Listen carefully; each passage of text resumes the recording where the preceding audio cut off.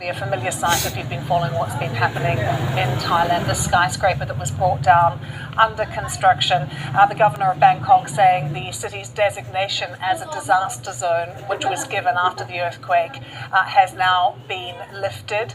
They were braced for aftershocks, they had them as well, but they now say there is no state of emergency now. It's no longer a disaster zone, but they're really concerned, obviously, about those that remain trapped under this rubble of a skyscraper. We're going to be live in Bangkok shortly with Nick Marsh, who was just saying really there are no real opportunities to find anyone living under the rubble anymore. We'll take you live to Bangkok in a moment, but to remind you, international journalists have not been allowed to report from Myanmar.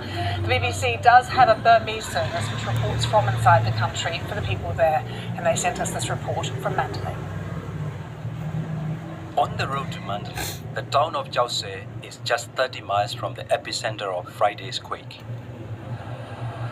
This nursery used to teach 70 children, some of the youngest victims of this disaster. Many children on the second floor of the building escaped, but 12 of the smallest, who studied on the ground floor, died together with the teacher. The Tarzan was 5 years old. Her grandfather Chue Nyin has come to where she died to invite her soul to come home with him, a Buddhist ritual for those who die suddenly. He tells us that he had a strange feeling that morning and wanted to tell his daughter not to send his granddaughter to school, but he didn't. As the quake hit at lunchtime, the little girl's mother ran to the school to find her. Chue Nyin says they searched together for 3 hours until they found her body.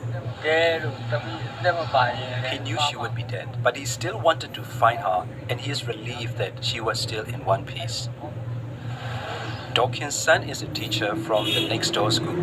She was injured during the quake. I was sleeping when it happened. My older son came to wake me up and said, "Come out, it's an earthquake." I heard the noise bang, bang, bang as I was running out. Because I was half asleep, I didn't know it was a quake. Once I was outside, I looked back and this building had already collapsed.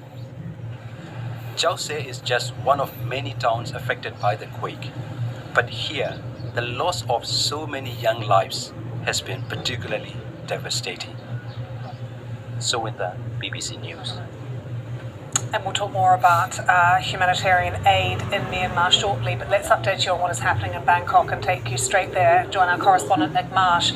Nick, the Bangkok governor has lifted the city's designation now as a disaster zone, saying that many people's lives have returned to normal. But still, that is quite a scene of devastation still behind you with that building that has collapsed. We've been following it for a number of days now. But what is the latest from the authorities about what is happening there?